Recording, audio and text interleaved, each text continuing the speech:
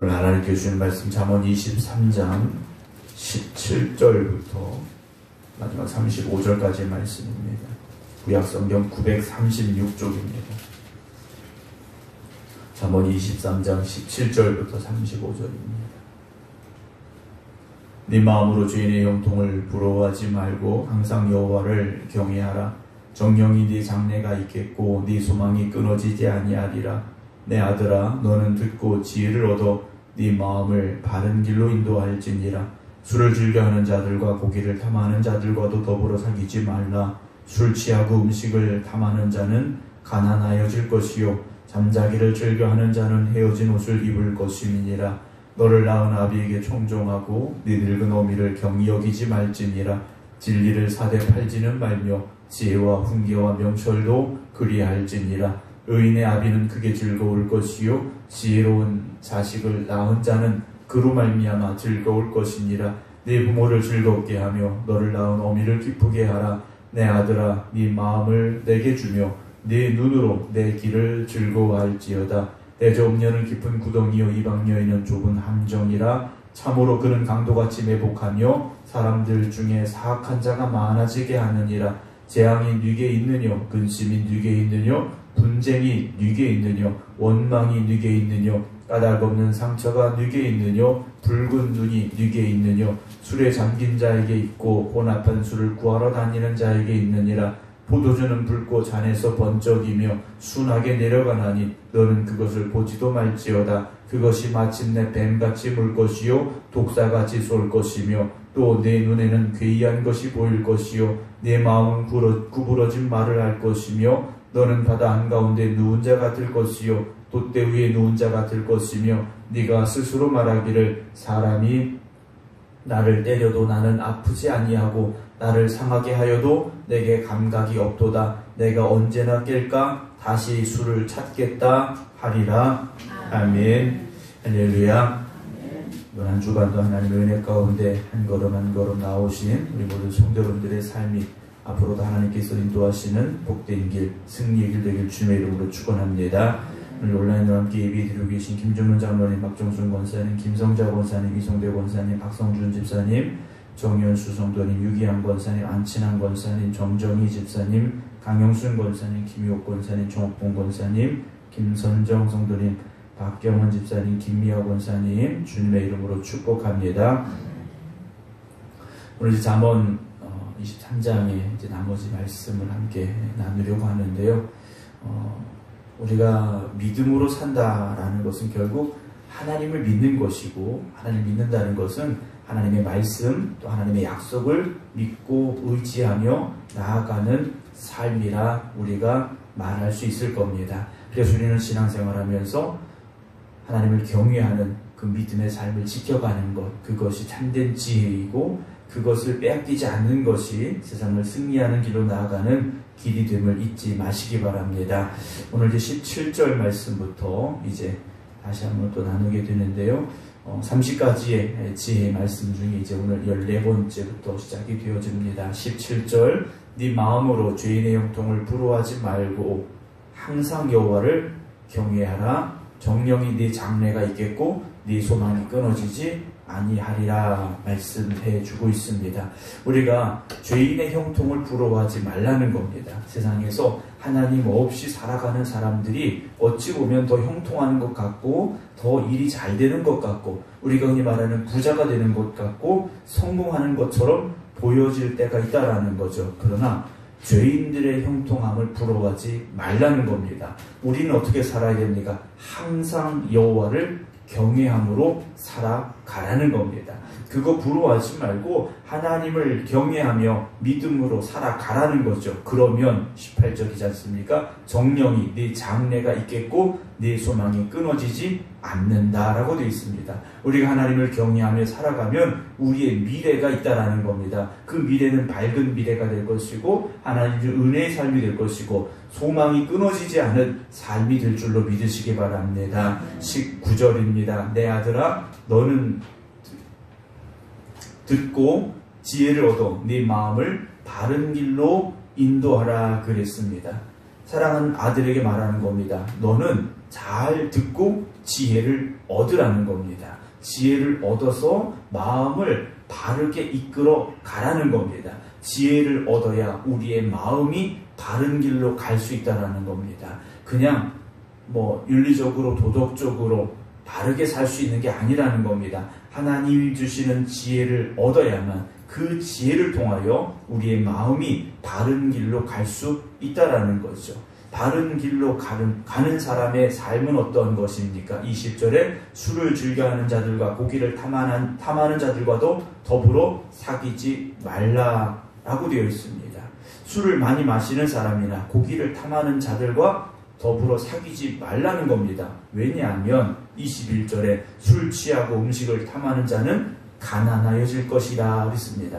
늘 술에 취해 있고 먹기만 탐하는 사람은 자기의 재산이 점점 사라져 갈 수밖에 없죠. 그래서 가난해질 것이고, 잠자기를 즐겨하는 자는 헤어진 옷을 입을 수밖에 없다. 늘 잠을 자고 게으른 이 사람은요, 누더기를 걸칠 수밖에 없는 상황이 오게 될 것이라는 거죠. 그렇다면 우리가 듣고 지혜를 얻어서 우리의 마음을 바른 길로 간다라는 것은 결국 하나님이 이끄시는 길로 가되 믿음의 열심을 가지고 또한 우리의 삶에 최선을 다하며 살아가는 삶이라 말할 수 있을 겁니다. 세상의 사람들은 마셔라, 먹어라, 쉬어라, 자라 이렇게 살아가는 어리석은 사람들이 많이 있다라는 것이죠. 22절입니다. 너를 낳은 아비에게 청종하고 네 늙은 어미를 경히 여기지 말라 그랬습니다. 너를 낳아준 아버지에게 순종하라는 겁니다. 청종이라는 말이 무엇입니까? 잘 듣고 순종하는 거지 않습니까? 아버지의 말을 잘 듣고 순종하고 네 늙은 어머니를 업신여기지 말라는 겁니다. 나이가 든 어머니를요, 업신여기지 말라는 거죠. 우리가 그렇게 말할 수 있지 않습니까? 이제 나이가 들어서 판단력도 떨어지고 안 좋은 이야기들 많이 할 수 있습니다. 그러나 나를 낳은 어머니가 나이가 들었을 때 어머니를 업신여기지 말라는 거죠. 어머니를 업신여기지 말고 나에게 주는 말씀을 잘 듣고 순종하며 살아가야 되는 겁니다. 23절에 아주 재밌는 표현이 하나 나옵니다. 진리를 사되 팔지는 말며 지혜와 훈계와 명철도 그렇게 하라 그랬습니다.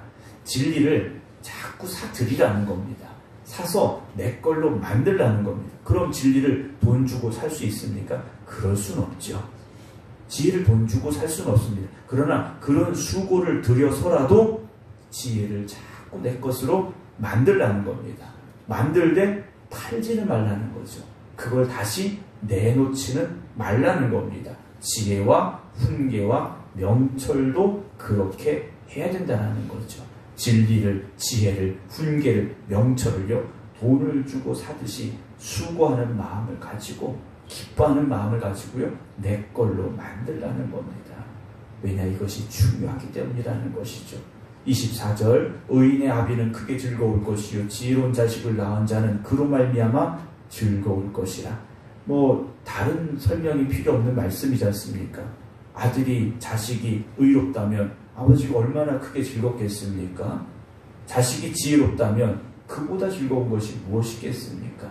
우리의 자녀들을 위해서 여러분 끊임없이 기도하시되 하나님이 주는 지혜를 가지고 살아가기를, 그래서 하나님 앞에 바른 믿음으로 살아가는 의인이 되기를 힘써 기도하시기 바랍니다. 25절 내 부모를 즐겁게 하며 너를 낳은 어미를 기쁘게 하라. 다시 한번 어머니를 즐겁게 하고 너를 낳은 어머니를 기쁘게 해라 라고 당부하고 있습니다. 이런 말씀들을 계속 기록하는 이유가 무엇이겠습니까? 3000년 전에 어머니를 경히 여기는 사람들이 있었다라는 거죠. 그것도 쉽게 볼 수 있었던 것 같습니다. 그렇지 않아야 된다라는 거죠. 26절입니다. 내 아들아 네 마음을 내게 주며 네 눈으로 내 길을 즐거워하라 그랬습니다. 내 아들아 네 마음을 내게 줘라 그랬습니다. 이게 뭐냐면 나를 좀 눈여겨서 보라는 겁니다. 아들 보고 아버지가 나를 눈여겨서 보고 네 눈으로 내 길을 즐겁게 가라 그랬습니다. 이러려면 아버지가 먼저 지혜의 길을 가야 되겠죠. 아버지가 믿음의 길을 가야 되는 겁니다. 부모가 그렇게 살아야 되는 겁니다. 그리고 아이들에게, 자녀들에게 그렇게 말할 수 있어야 됩니다. 나를 잘 보고 나처럼 가자라고 말할 수 있어야 되지 않겠습니까? 우리가 본인이 그렇지 못하면서 아이들에게 올바른 길을 가라 말할 수는 없다라는 거죠. 27절입니다. 대저 음녀는 깊은 구덩이요 이방 여인은 좁은 함정이라 참으로 그는 강도같이 매복하여 사람들 중에 사악한 자가 많아지게 한다 그랬습니다.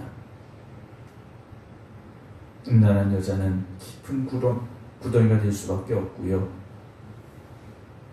부정한 여자는 좁은 함정이 될 수밖에 없습니다. 그래서 강도처럼 남자를 노리고 있다가 수많은 남자들을 악한 길로 끌어가게 된다는 것이죠. 29절입니다. 재앙이 누게 있느냐, 근심이 누게 있느냐, 분쟁이 누게 있느냐, 원망이 누게 있느냐, 까다로운 상처가 누게 있느냐, 붉은 눈이 누구에게 있느냐 라고 묻습니다. 재앙이, 근심이, 분쟁이, 원망이, 상처가, 그리고 붉은 눈이 누구에게 있느냐. 30절입니다. 술에 잠긴 자에게 있고 혼합한 술을 구하러 다니는 자에게 있다 그랬습니다.